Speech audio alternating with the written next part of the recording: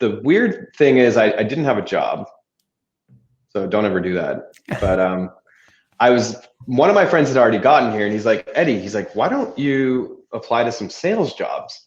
And then all the like stereotypical things about being in sales came to mind, which you could probably like assume: pushy, sleazy, all those things.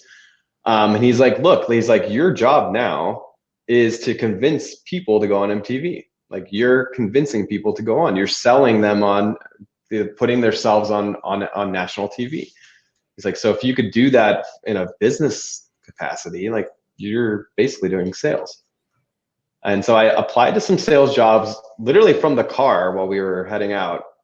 And we got here on a Friday. I had an interview lined up Monday. And by that week, so it was a total week in Chicago, I got the job. So all of a sudden I was in sales. Wow.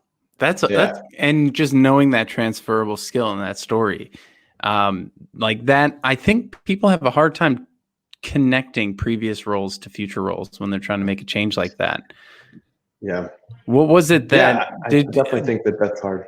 Yeah. Did you feel like when you sat down for that sales role, like I coach a lot of people in sales, and they work in customer service, they work in a whole lot of different industries, but they just don't make that connection. What do you think like that barrier is that folks might be having? I think that people need to, what I think will help with me is that I'm a very open person, open to the feedback I hear from my friends, my family, strangers. I listen. And so like when a friend, like when he pointed that out, I was listening. I wasn't like shutting it out.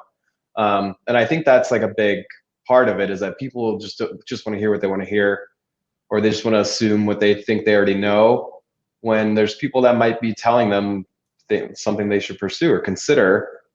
So I think it's just a level of being open that people remove.